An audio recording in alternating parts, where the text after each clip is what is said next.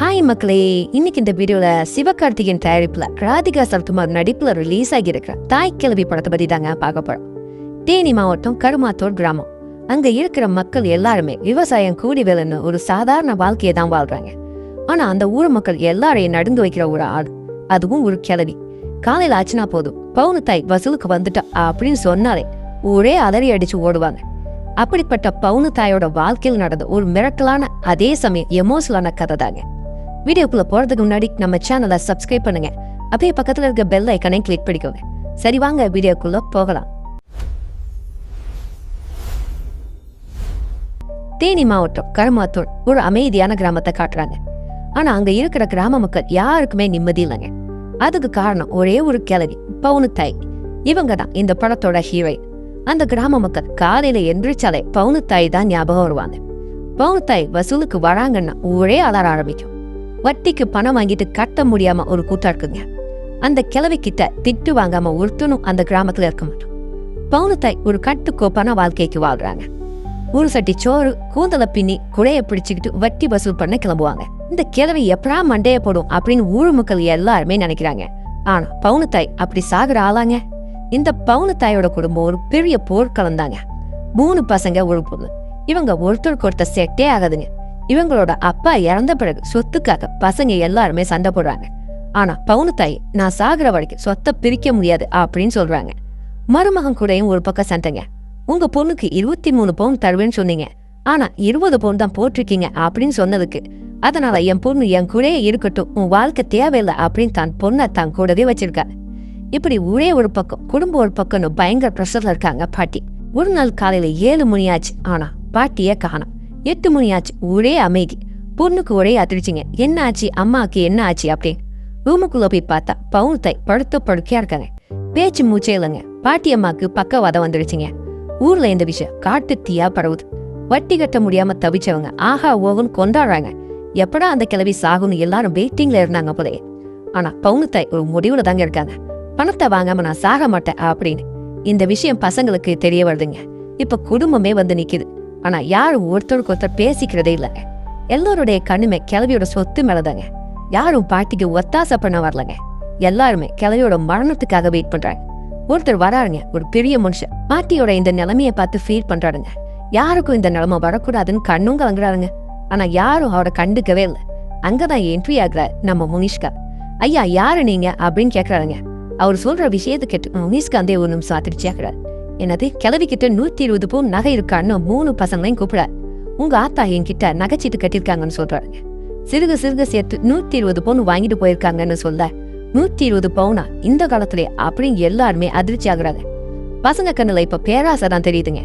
இப்ப ஆத்தாவே முக்கியம் இல்ல, அந்த 120 பவுன் தான் முக்கியம்னு நினைக்கிறாங்க. ஆனா அந்த நகை எங்க இருக்குன்னு யாருக்குமே தெரியல. கிழவி வேற பேச முடியாம படுத்த படுக்கையா இருக்காங்களா, வீடு முழுக்க தேடுகிறான்னு முனிஷ்கா அந்த ஐடியா கொடுக்குறாரு.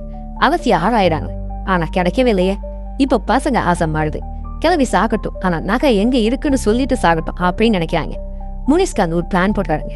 நான் கண்டுபிடிக்கிறேன், ஆனா எனக்கு 10 பவுண்ட் கமிஷன் வேணும் அப்படின்னு கேட்கறாருங்க. இப்படி ஒரு டீம் ரெடி ஆகுது. இந்த விஷயம் மருமகனுக்கு தெரியக்கூடாதுன்னு முடிவு பண்றாங்க. ஏன்னா அவனுக்கு தெரிஞ்சா எல்லாம் அவன் கைக்கு போயிடும் நினைக்கிறாங்க. பசங்க எல்லாருமே ரகசியமா பிளான் போடுறாங்க. மை போட்டு பாக்குறாங்க, ஜோசியம் பாக்குறாங்க, எதுவுமே வேலைக்கு ஆகலையே. பவுனு தாய் சும்மா படுக்கலங்க. கைய காமிக்கிறாங்க, அதுவும் 3 விரல மட்டும். அது என்ன நகையா இடமா யாருக்குமே புரியல. சென்னையில இருந்து சைன் லாங்குவேஜ் ஸ்பெஷலிஸ்ட் ஒருத்தரா கூட்டிட்டு வராங்க. அவரும் ஏதோ கண்டுபிடிக்க ட்ரை பண்றாரு. ஆனா பாட்டிக்கு பிபி குறைஞ்சி போகுதுங்க.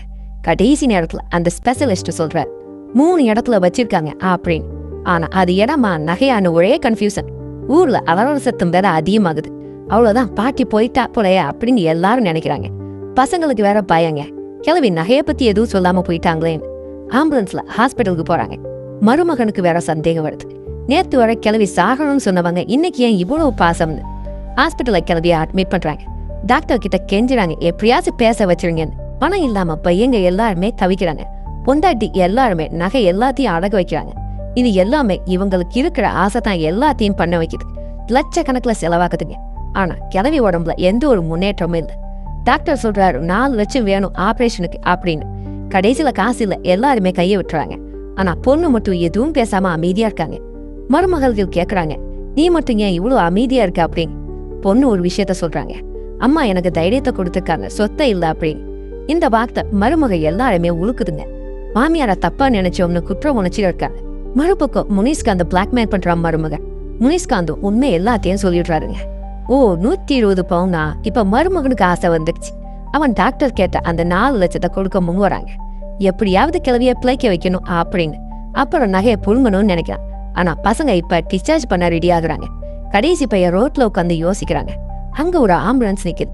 ஒரு டிரைவர் ஏதோ ஒரு வயசான அம்மாவுக்கு ஆக்சிஜனை ஆஃப் பண்றாரு. ஏன் இப்படி பண்றீங்க அப்படின்னு கடைசி பையன் கேட்கா. அந்த டிரைவர் சொல்றான், சில பேர் காசுக்காக பெத்தவங்களை இப்படி சாகடிப்பாங்க அப்படின்னு. அந்த வார்த்தை பையனை சொல்லுதுங்க. நம்மளும் நகைக்காக தானே ஆசைப்பட்டோன்னு யோசிக்கிறாங்க. மனசும் மாறுறான். தன்னோட தப்பு அவனுக்கு புரியுது. முனிஷ்காந்த் கொடுத்த பணத்தை வாங்கி ஆபரேஷன் பண்றாங்க. ஊரே பவுனு தாய் புடைக்கணும்னு வேண்ட ஆரம்பிக்குதுங்க. ஆனா இந்த முறை உண்மையான பாசத்தோட ஆபரேஷன் சக்சஸ் ஆகுதுங்க. பவுனு தாய் கண்ணு முழிக்கிறாங்க. எல்லாருக்கும் இப்பதான் நிம்மதியே. ஆனா அந்த 120 பவுன் எங்கன்னு 3 நாள் கழிச்சு கேக்குறாங்க. அம்மா நீ சைகை செஞ்சிய அது என்ன நகை இருக்கிற இடமான்னு கேக்குறாங்க. பாட்டிமாவும் குழப்பமா பாக்குறாங்க. எனக்கு எதுவுமே ஞாபகம் இல்லையப்பா அப்படின்னு சொல்றாங்க. இல்லம்மா 3 விரல காமிச்சியன்னு சொன்னதுமே பாட்டி யோசிக்கிறாங்க.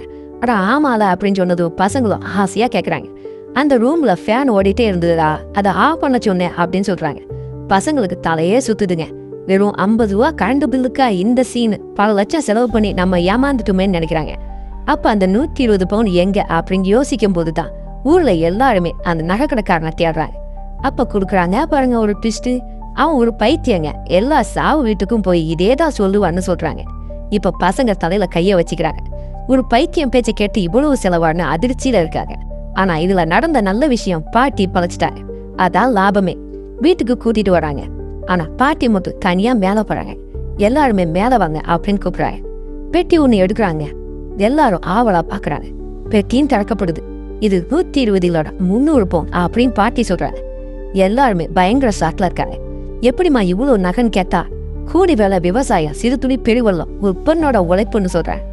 அது மட்டும் இல்லாம இது எங்க அப்பா கொடுத்தாரா இல்ல எங்க ஆத்தா மட்டும் கஷ்டப்பட்டு சேர்த்ததுன்னு சொல்லிட்டு கண்ணு கலங்குறாங்க.